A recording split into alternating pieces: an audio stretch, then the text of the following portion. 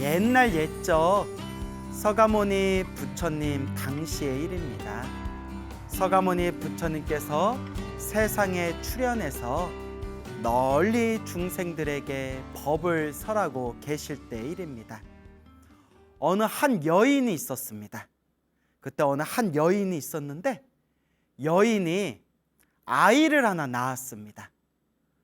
아들을 낳았는데 아들이 애가 너무 못생기고 너무 막 추악하게 생기고 몸에서도 막 안 좋은 냄새가 나더랍니다. 벌써부터 분위기가 좀 쎄하죠. 아들을 낳았는데 너무 못생기고 몸에서 또 이렇게 안 좋은 냄새도 나고 그런 아이를 낳게 됩니다. 막 주변에서 수근수근합니다. 아니 아무리 그래도 그렇지 애가 어쩜 이렇게 못생겼냐, 애가 너무 못생겼다, 이런 이제 사람들의 수근거림 속에서 아이에게 젖을 딱 물렸는데 얼마 지나지 않아서 엄마의 젖이 다 그냥 헐어버렸다고 합니다. 이게 에구머니다, 이게 무슨 일이야? 어쨌거나 애를 먹여야 되니까 사람들한테 부탁해서 젖이 나오는 다른 어머니들을 구해서 그 아들에게 젖을 물리도록 부탁을 했는데 그 아들이 젖을 물기만 하면 여인네들 젖이 다 헐어버리는 겁니다. 참 별일이다, 참 별일이다. 이 아이는 되게 복이 없는 아이인가 보다. 그렇지 않고서야 어떻게 젖을 주려고 젖을 물리기만 하면 얼마 지나지 않아서 이 아이가 물었던 젖이, 여인의 젖이 다 이렇게 헐어버리는가. 그래서 아무도 아이에게 젖을 물리려고 하질 않고 어쨌거나 애는 살려야 되니까, 애는 뭘 먹여야 되니까 꿀하고 우유를 싹 섞어가지고 손가락에 찍어서 꿀과 우유를 섞은 그걸 손가락에 다 찍어 아이의 입에 넣어주면서 겨우겨우 애를 키웠다고 합니다. 그래서 그 아들의 이름을 리군지라고 이름을 지었다고 합니다. 리군지, 무슨 뜻인지는 저도 잘 모르겠어요. 리군지라고 이제 이름을 짓게 됩니다. 그렇게 무럭무럭 자랐는데 어떤 사연이 있었는지는 모르겠지만 일찌감치 떠돌이 생활을 하면서 집집마다 다니면서 구걸을 해가지고 음식을 얻어먹는 그런 떠돌이 생활을 하게 됩니다. 그런데 아무리 하루 종일 애를 쓰고 애를 써도 한 번도 배가 부를 만큼 밥을 얻어먹은 적이 없었다고 합니다. 와, 지지리도 복이 없는 거예요. 우리가 이런 걸 참 식복이란 표현 쓰죠. 야, 넌 참 먹을 복이 많다, 야. 아유, 나는 왜 이렇게 먹을 복이 없을까? 식복이라는 표현이 있지 않습니까? 곳곳마다 다니면서 먹을 것을 매일매일 구걸하고 걸식하고 사람들의 얻어먹어도 겨우 목숨이 끊기지 않을 정도로 겨우 끼니만을 겨우 이을 뿐이지 한 번도 그렇게 배부르게 흡족하게 그렇게 밥을 먹어본 적이 없었다고 합니다. 아유, 불쌍해라. 그러던 어느 날이었습니다. 리군지가 성 안에 들어가서 곳곳을 다니면서 먹을 걸 구하고 먹을 걸 구했는데도 그날 완전히 땡처리가 돼버렸다고 합니다. 아무런 밥도 얻질 못하고 아유, 나 오늘도 쫄쫄 굶게 생겼구나 생각하고 있었을 때 저기서 부처님의 거룩한 제자 스님들께서 성 안에 탁발을 나오셔서 사람들에게, 불자들에게 바리떼에 공양을 받으시는데 아주 기름지고 맛있는 공양이 스님들 바리떼에 잔뜩 이제 신도들이 공양 올리는 모습을 목격하게 됩니다. 아무래도 우리 불자님들이, 신도님들이 참 성품들이 착하시니까 아이고 우리 부처님 제자 스님들이 탁발 오셨구나 그 모습을 보고 복 짓는 마음으로, 또 공덕을 닦는 마음으로, 그리고 스님들을 공경하는 마음으로 스님들 바리대에다가 당신들 먹으려고 준비한 그런 음식을 이렇게 공양을 많이 올렸겠죠. 그 모습을 보고 니군지가 충격을 받습니다. 와, 나는 하루 종일 구걸을 하고 다녀도 한 번도 배가 불러볼 정도로 한 번도 밥을 제대로 먹지를 못했는데, 와, 저 스님들은 그냥 바리떼 들고 잠깐만 그냥 스쳐다녀도 저렇게 신도들이 공양을 많이 올리는구나. 그리고 니군지가 꾀가 생깁니다. 그래, 나도 머리 깎고 스님이나 되자. 이래나 저래나 얻어먹는 건 똑같은데 머리 깎고 스님이 되면 적어도 먹고 살 걱정은 안 해도 되겠다, 이런 생각을 합니다. 그리고 이제 머리 깎고 출가를 해요. 우리가 이렇게 먹고 살려고 출가하는 것을 생계형 출가라고 합니다. 생계형 출가. 안 좋아요. 이거 안 좋아요. 우리 스님들이 비록 부족한 점은 많다 하더라도, 못난 점은 많다 하더라도, 그래도 우리가 수행하고 공부하기 위해서 출가하고 부처님 가르침을 세상에 널리 전하고 부처님 은혜를 갖고 모든 중생을 구제하겠다라는 그런 마음으로 출가해야지, 아이고 그냥 먹고 살기 힘들어서 머리 깎고 중되면 먹고야 살겠지 하고 생계형으로 출가하는 거는 아니라고 봐요. 예, 그거는 절대 아니죠. 근데 뭐 어쩌겠어요. 뭐 사람들마다 서로의 인연법이 다 다르니까. 어쨌거나 니군지가 생계형 출가를 하게 됩니다. 머리 깎고 가사를 입고 딱 비구 스님이 되었습니다. 니군지 비구 스님이 되었는데, 그런데 두둥, 웬걸 그렇게 복조가리 없고 출가도 먹고 살려고 생계형 출가를 했던 이 니군지 비구 스님이 수행을 하면서 모든 번뇌와 망상이 사라지고 모든 욕망에서 벗어난 거룩한 성자 아라한이 됩니다. 니군지 스님이 아라한이 돼요. 와, 그렇게 복이 없고 먹고 살려고 생계형 출가를 했던 리군지, 이 리군지 비구 스님이 스님이 되어서 수행을 해서 아라한이 됩니다. 거룩한 성자 아라한이 돼요. 참 살다 보면 별일이 다 있습니다. 이것도 우리 중생들이 다 헤아릴 수 없는 묘한 인연법이 있었겠죠. 그런데 또 이상한 일들이 생깁니다. 그게 뭐냐? 리군지 비구 스님께서는 부처님 발 아래 열심히 수행을 해서 모든 번뇌와 망상이 사라지고 욕망에서 벗어난 거룩한 성자 아라한이 되었는데도 탁발을 나가면 배가 부를 만큼 밥을 얻지를 못했다고 합니다. 그래서 항상 바리떼를 들고 성 안에 들어가서 탁발을 해도 이상하게 사람들이 공양을 올리지 않아가지고 이 거룩한 아라한이셨던 리군지 스님께서 항상 배가 쫄쫄 굶으면서 살았다고 합니다. 와, 아니 아라한이면 엄청난 거룩한 성자이시거든요. 거룩한 성자인 리군지 스님이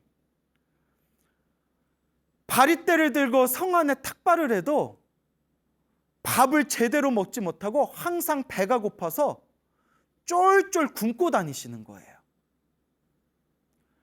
그래서 여러분, 우리 부처님 경전이나 부처님의 경전을 해석한 논서에 다 나오는 내용이지만 아라한은 거룩한 성자입니다. 번뇌망상에서 벗어나고 모든 욕망에서 벗어나고 생사윤회, 태어나고 죽고 태어나고 죽는 생사윤회에서 벗어나신 거룩한 성자를 아라한이라고 합니다. 그래서 우리가 한국 불교에서도 아라한들을 모셔놓은 법당이 있지 않습니까? 그래서 나한전이라고 부르지 않습니까? 나한전. 그런데 여러분, 아라한도 저마다 타고난 그릇이 다르다고 합니다.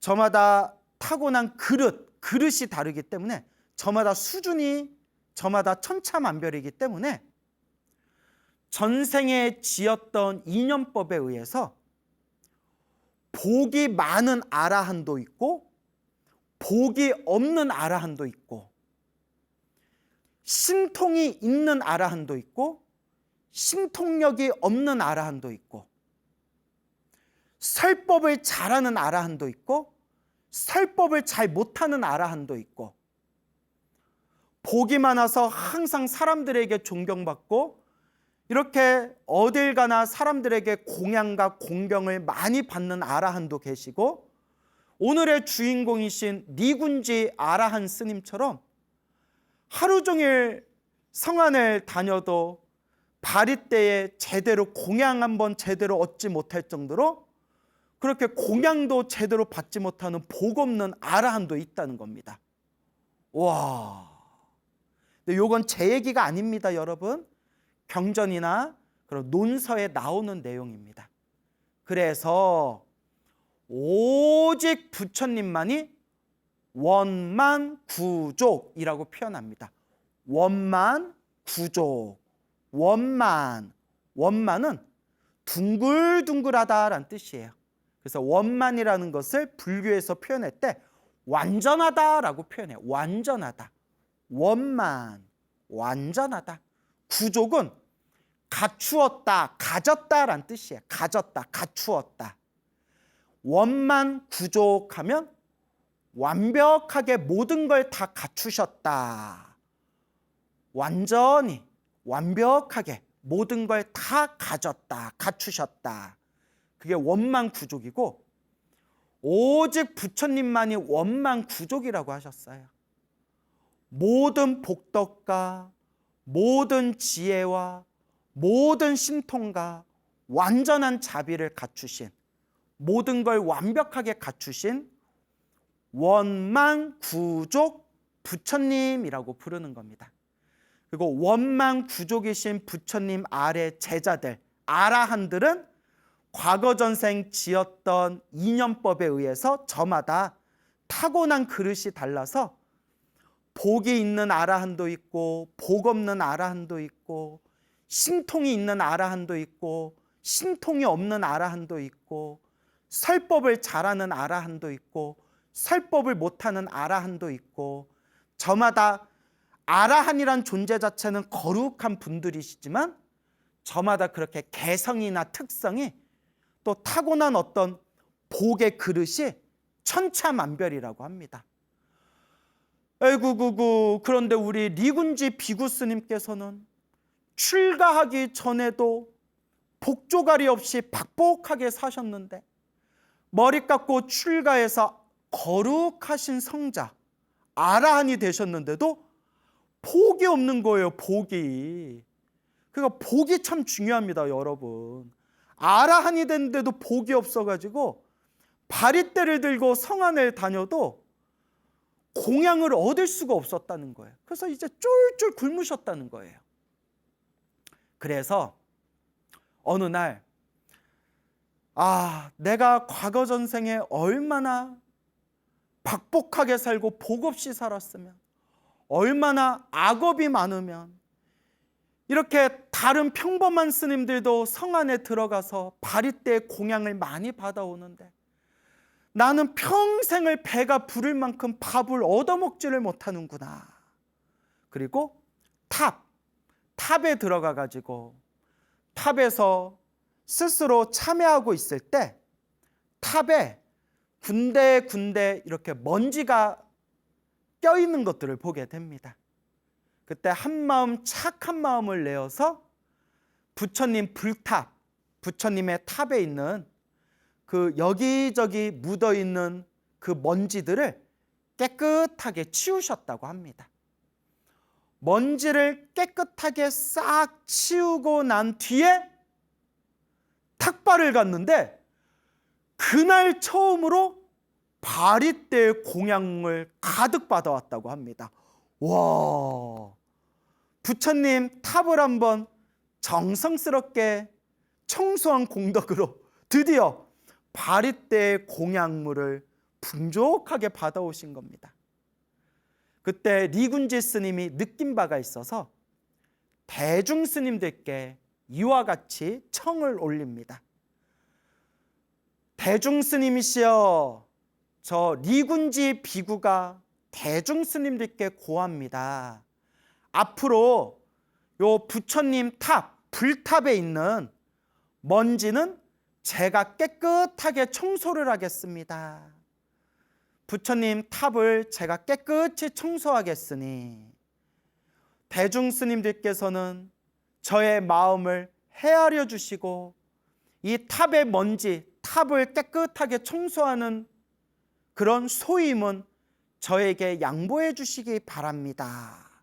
대중 스님께 청을 올린 뒤에 이제 매일매일 이제 탑을 청소를 하고, 탑을 청소하고 난 뒤에 탁발을 가면 항상 공양을 잘 받아왔다고 합니다.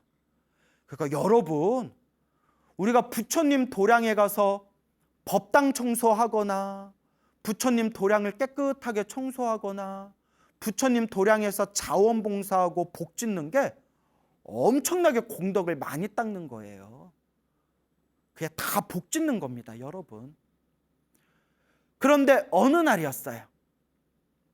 리군지 스님이 그날따라 피곤한지 아침에 좀 쉰다고 쉬고 있었는데 깜빡 늦잠을 잤나 봐요. 그때 지혜제일 사리불 스님께서 먼 곳에서 부처님이 계신 처소에 와서 부처님께 인사드리고, 부처님이 인사를 드린 뒤에 탑에 갔는데 탑에 여기저기 먼지가 묻은 걸 보고 사리불 스님께서 탑을 직접 청소를 하십니다. 그렇게 탑의 청소를 사리불 스님께서 다 마친 뒤에 리군지 스님이 눈을 뜨고 나서 어이고, 탑을 청소해야 되는데 내가 늦잠을 자고 있었구나. 탑이 있는 곳에 청소하러 딱 갔는데 너무 깨끗한 거예요. 아니, 탑 청소는 내가 맡기로 했는데 이 탑을 누가 청소했지? 하고 있는데 지혜제일 사리불 스님께서 탑을 청소하셨다라는 걸 알게 됩니다. 리군지 스님이 사리불 스님을 찾아가서 이와 같이 이야기합니다. 사리불 존자시여, 제가 사리불 존자께서 모르고 계셨겠지만 제가 항상 이 탑을 청소하겠다라고 대중스님들한테 고한 뒤에 항상 제가 탑을 청소했습니다. 탑을 청소하지 않고 탁발을 나가면 항상 제가 공양물을 얻지 못하고 늘 배를 쫄쫄 굶었는데, 제가 탑을 청소하고 난 뒤에 탁발을 나가면 항상 공양물을 풍족하게 받아왔습니다. 그런데 사리불 스님께서 탑을 청소하셨으니 오늘 제가 쫄쫄 굶게 생겼습니다. 아이고, 사리불 스님이 미안한 거예요. 아이고, 그 리군지 스님, 내가 몰랐습니다. 아유, 또 그런 사연이 있었네요. 그럼 리군지 스님, 잘 됐습니다. 그렇잖아도 저 아는 어느 신도분의 집에서 스님들을 초청해서 공양을 올리기로 했으니, 오늘 저를 초청해서 공양 올리기로 했으니 리군지 스님, 저와 함께 신도집에 가서 오늘 신도집에서 공양청을 받읍시다.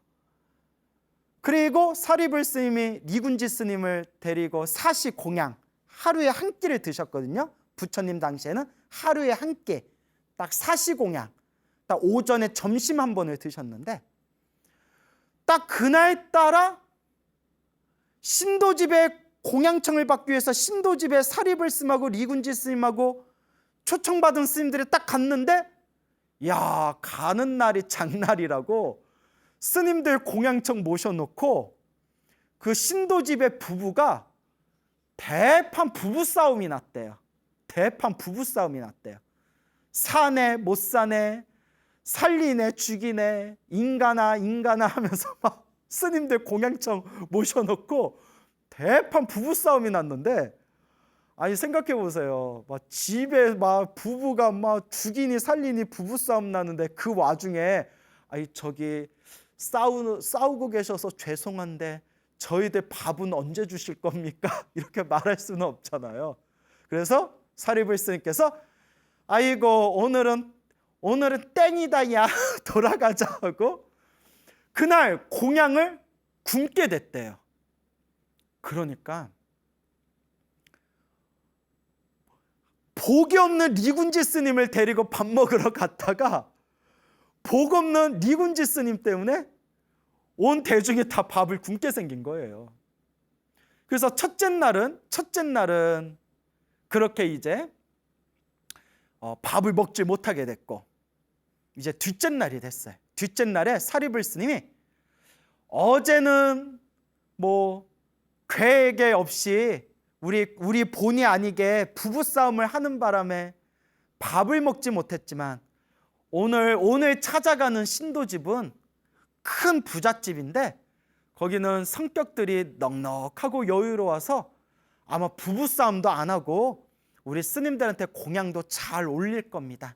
그러니 스님, 리군지 스님, 오늘 우리랑 같이 가서 공양청을 받으시죠 하고 사리불 스님하고 다른 비구 스님들이 먼저 가셔서 그 부잣집에서 공양청을 받으시고, 뭐 어떤 일이 생겼는지 리군지 스님이 뒤늦게 딱 그 부잣집에 공양 받으러 갔는데, 아이고 밥이 뚝 끊어진 거예요.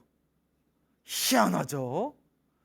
리군지 스님이 기가 막혀가지고, 아니 오늘 공양청을 한다고 해서 나도 사리불 스님하고 같은 일행인데 아니 어떻게 내 앞에서 밥이 뚝 끊기냐고. 나는 밥을 못 먹었어. 남은 밥이 없어. 아이고 스님 좀 일찍 오시죠. 아이 오늘따라 사람들이 많이 오고 손님들이 많이 오고 거기다 스님들 공양청까지 올려가지고 밥이 뚝 끊겼습니다 스님.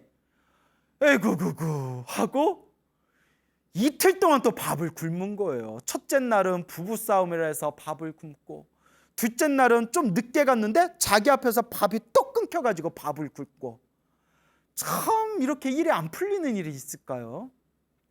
이 모습을 보고 셋째 날 아난 스님이 부처님의 시자였던 다문제일, 부처님의 모든 경전을 달달달달 외우고 있다는 대천재 스님이셨던 아난 스님께서 리군지 스님이 너무 안타까워서 오늘 제가 부처님을 모시고 공양청을 가는데 스님 여기 그냥 가만히 계십시오.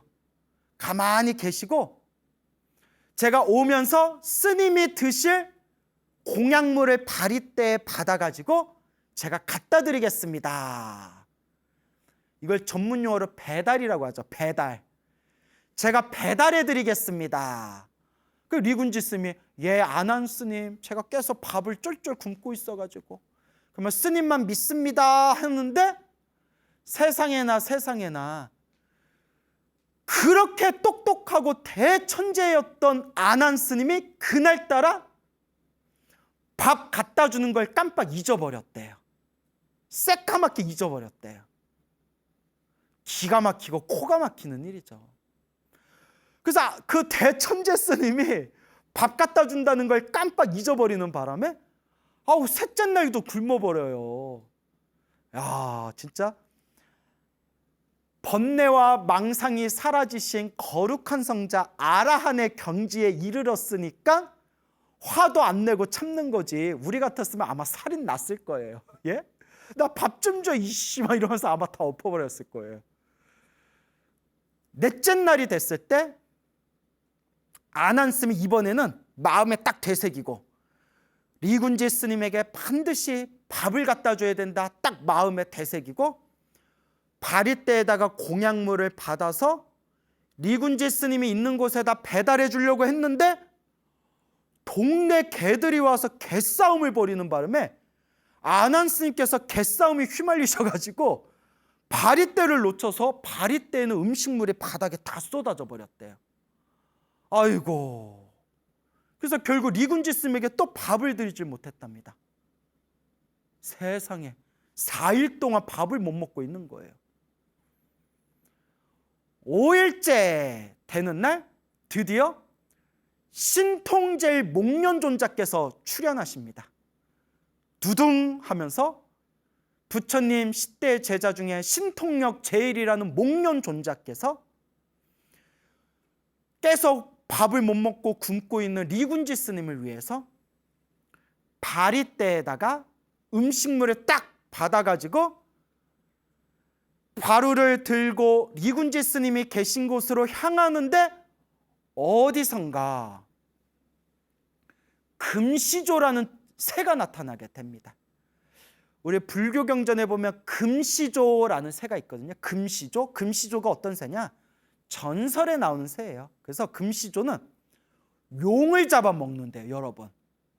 세상에 모든 축생들 중에서 가장 강력한 힘을 가진 존재가 바로 용인데 용을 잡아먹는 새가 바로 금시조래요. 그때 금시조가 어디서 날라와서 신통제일 목련존자가 들고 있는 바리떼를 딱 낚아채고 멀리 날아가 보는 바람에 리군지 스님한테 또 밥을 못 갖다 줬대요. 이쯤 되면 미치고 환장하는 거예요. 마지막 6일째가 되었을 때 6일째 부처님의 10대 제자 중에 한 분이신 지혜제일 사리불 존자께서 오늘만큼은 어떤 일이 있어도 리군지 스님에게 밥을 갖다 주겠다 결심하고 바리떼의 정성껏 음식을 받은 뒤에 그 지혜와 신통의 힘으로 리군지 스님이 머무르고 있는 방 앞에까지 딱 갑니다. 도착을 합니다. 와, 드디어 밥을 먹을 수가 있는 거예요. 그런데 사리불 스님께서 리군지 스님, 제가 드디어 스님이 드실 공양을 받아왔습니다. 스님 하면서 들어가려고 하는데 문이 딱 닫혀가지고 열리지가 않는데요. 문이 열리지가 않더래요. 사리불 스님이 신통력으로 뿅 하고 땅 밑으로 들어가가지고 땅 밑에서 리군지 스님이 계신 그 방 안에 땅 밑에서 다시 방으로 솟구치는데 그 바루가 뚝 하고 떨어지면서 땅끝 밑바닥까지 뚝 떨어지더래요. 야, 이제 또 밥을 못 먹게 생긴 거예요. 이때 사리불 스님이 오늘만큼은 반드시 리군지 스님에게 밥을 먹이리라 결심하고 당신의 신묘한 신통력의 힘으로 땅 밑바닥으로 떨어지는 바리떼를 신통의 힘으로 딱 움켜준 뒤에 뿅 하고 리군지 스님의 눈앞에 딱 나타나면서 스님, 드디어 밥을 가져왔습니다. 공양을 드시지요 하는데 아이고 진짜 미치고 팔짝 뛰겠다. 밥이 눈앞에 있는데 리군지 스님의 입이 딱 붙어버려가지고 입이 열리지가 않더래요. 밥을 가져왔는데 먹지를 못하는 거예요. 스님 드셔보세요. 드셔보세요. 드디어 밥을 가져왔습니다. 밥을 가져왔는데 왜 못 드십니까? 입술이 딱 붙어가지고 리군지 스님이 밥을 먹지 못하다가 딱 12시가 지나는 순간 입이 열리는 거예요. 근데 이걸 어떡하나요? 부처님 당시의 법도는 12시 이전에 밥을 먹을 수 있고요. 12시가 넘어가면 밥을 먹을 수가 없대요. 그리고 입에 씹히지 않는 음료수 정도까지는 마실 수가 있대. 입에 씹히는 게 없는 음료수 정도. 12시가 땡 하고 지나버리는 바람에 리군지 스님의 입이 딱 풀렸지만 밥을 먹지를 못했답니다. 에고고고. 그렇게 6일이 지나고 마지막 7일째 되었을 때, 여러분 기억하세요? 일주일 마지막 7일째가 되었을 때 리군지 아라한 스님께서 이와 같이 말씀하십니다. 대중 스님이시여, 저는 이제 세상을 떠나고자 합니다. 제가 이 사바세계에 더 이상 머무를 이유가 없을 것 같습니다. 저는 그냥 세상을 떠나겠습니다 하고 모래를 씹어먹고 모래를 씹어먹고 물을 마신 뒤에 그 자리에 딱 하고 저 깨달음의 세계 열반으로 돌아가셨다고 합니다. 그래서 열반의 세계로 입적하신, 모래를 먹고 물을 드시고 스스로 열반의 세계로 입적하신 리군지라는 복이 없는 아라한 스님의 불교설화가 되겠습니다. 너무 놀랍죠? 수많은 부처님의 제자들이 석가모니 부처님을 찾아가서 이와 같이 여쭙니다.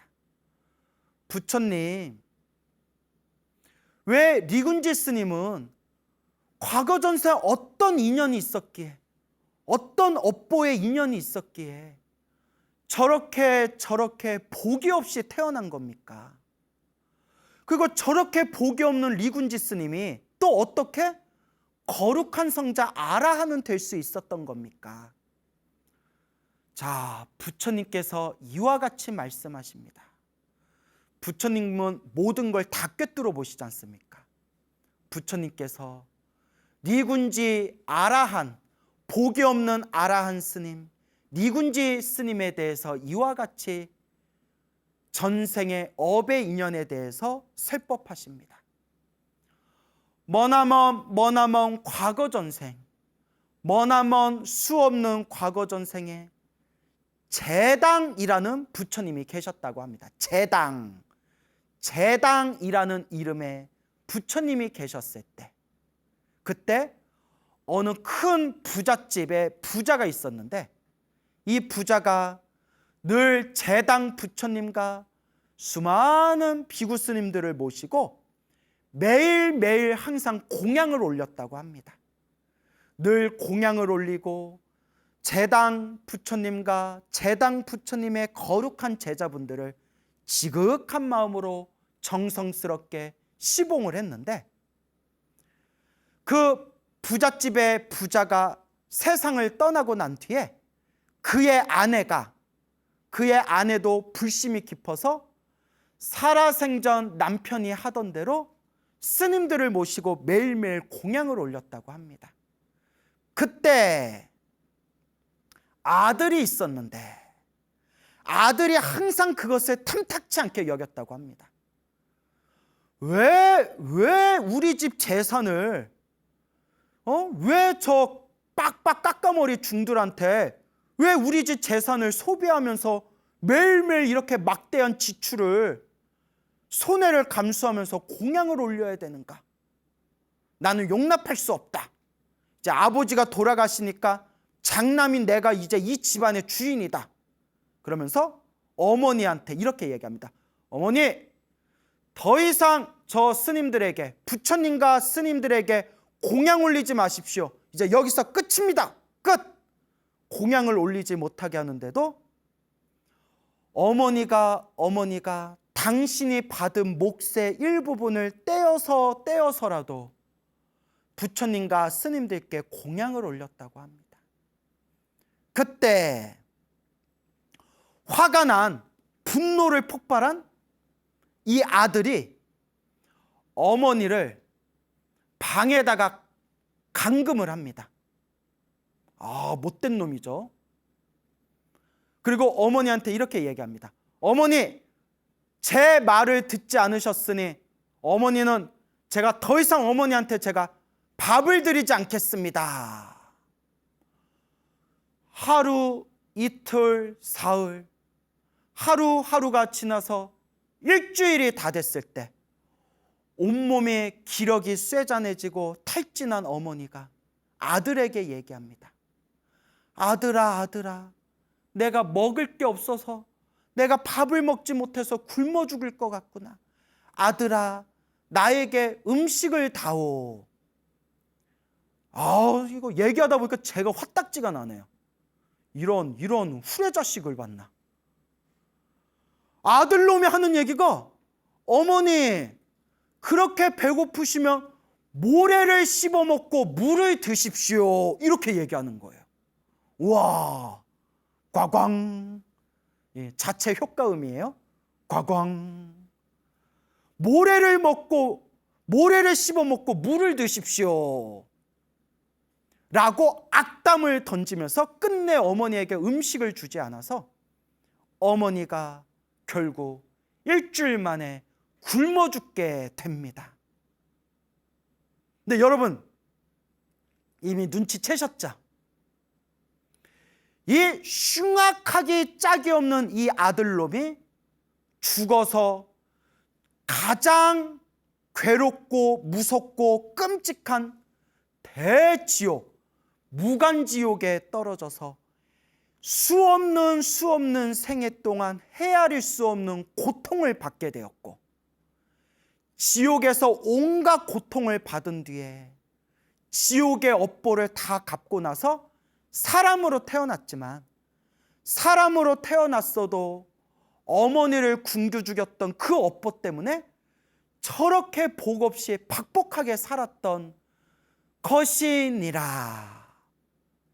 그래서 이 리군지 스님이 마지막 7일째 되는 날에 스스로 모래를 씹어먹고 물을 마시고 열반에 드시잖아요. 당신이 인과법을 아신 거예요. 이 아라한 스님께서.